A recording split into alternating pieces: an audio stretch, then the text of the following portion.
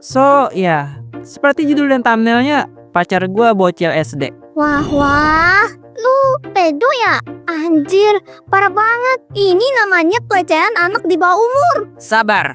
Oke, jadi dari brosur yang udah gua post beberapa waktu kemarin tentang cerita aib subscriber atau event subscriber cerita, gua dapat 11 kiriman cerita aib dan setelah gua baca satu persatu, gua putuskan pilih 2 cerita yang menurut gua menarik, ada aibnya dan yang terpenting dan gua sebelumnya nggak expect, ternyata di dalam cerita itu ada pesan moralnya yang gua jamin berguna buat kalian dan keluarga kalian.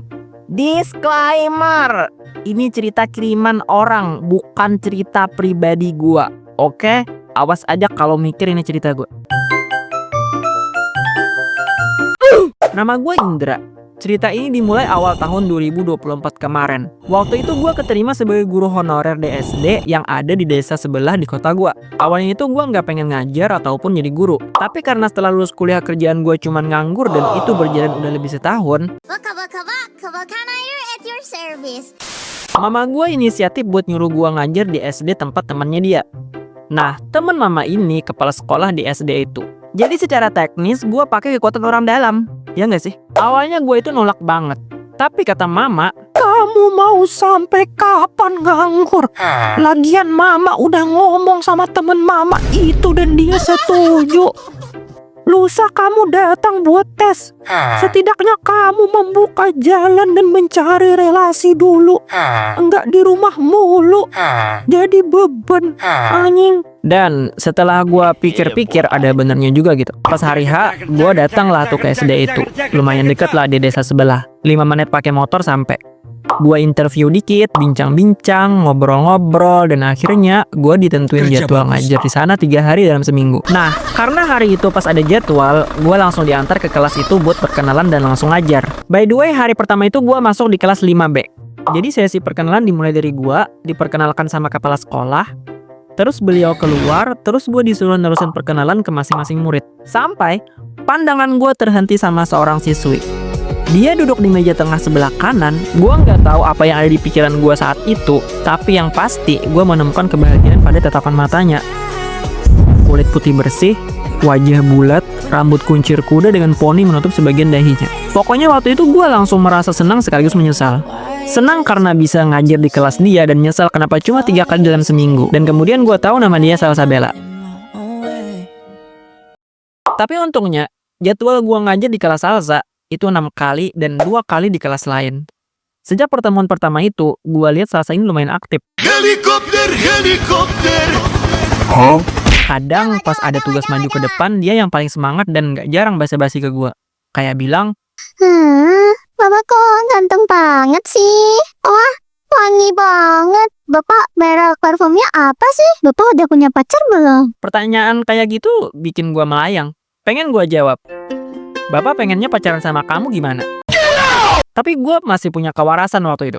Tapi seiring berjalannya waktu, kita tukeran WA, sering chatan, dia sering tanya-tanya hal random, curhat, kadang ngirim video random. Pokoknya random banget kelakuan si Salsa ini. Sejak saat itu, kehidupan gue mulai ada warna. Nah, hubungan pertemanan antara gue dan Salsa udah setahun lebih dan pas bulan Februari kemarin, Salsa chat gue kalau mama dia mau nanya sesuatu ke gue. Wah, waktu itu gue panik, gugup, takut, campur aduk gitu. Karena beberapa chatan kita itu isinya kayak sayang-sayang gitu. Tapi hal yang gak gue duga, ternyata mama Salsa nanya, mama gue siapa? Katanya kayak pernah lihat.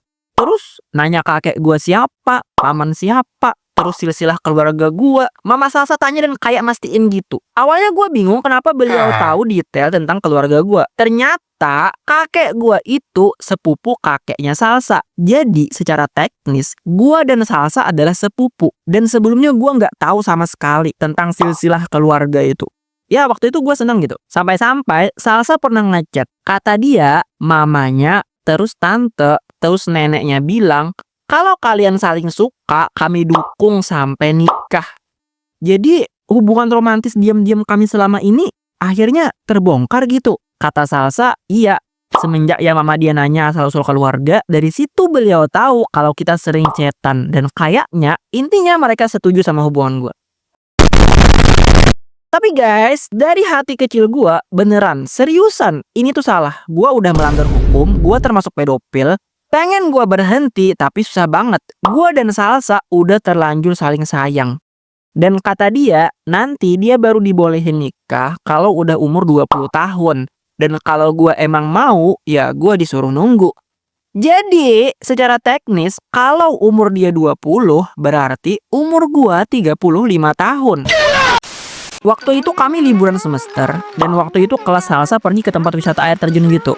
Nah, yang namanya tempat air terjun, ya pasti mandi-mandi gitu kan. Waktu itu gua udah kedinginan dan duduk di batuan di pinggir sungainya itu kan. Nah, gua lihat si Salsa dari jauh datang mendekat ke arah gua.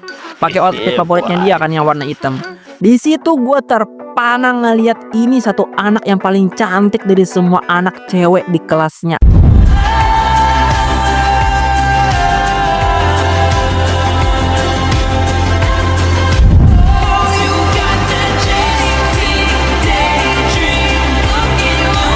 Oh shit. Terus tanpa gua duga, dia ngerangkul gua dan ngajak gua foto. Foto bareng yuk. Aku yang pegang HP-nya ya. Dan gua cuma terdiam ngeliatin wajah dia yang deket banget sama wajah gua. Gua tahu ini nggak benar, gua tahu ini kriminal, tapi gua nggak tahu bagaimana harus keluar dari zona ini. Karena di satu sisi, orang tua dan keluarga besar dia ngedukung hubungan kami.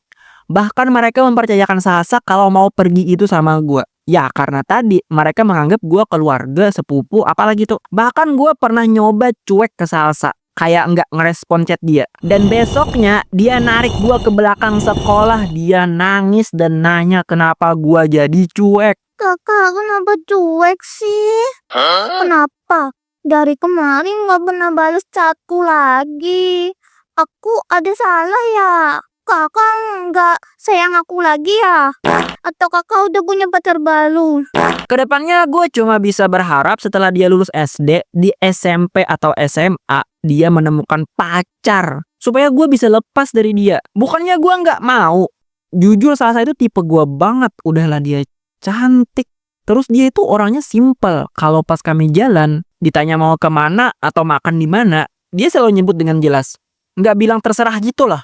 Tapi kalau gue nunggu sampai umur dia 20 dan umur gue 35, kayaknya berat gak sih? Ya syukur kalau kita beneran nikah. Kalau gue udah nunggu lama sampai jadi om-om gitu, terus dia nikah sama yang lain, apa nggak gila nanti gue? Jadi pesan gue, bagi orang tua atau siapapun, kalau kalian tahu anak cewek kalian cantik, terus punya hubungan spesial sama orang dewasa, sebaiknya secepatnya kalian pisahin. Jangan sampai mereka baper, berdua-dua tuh baper. Larang anak cewek kalian untuk berhubungan lebih jauh. Karena mungkin cowok-cowok itu nggak sebaik gua.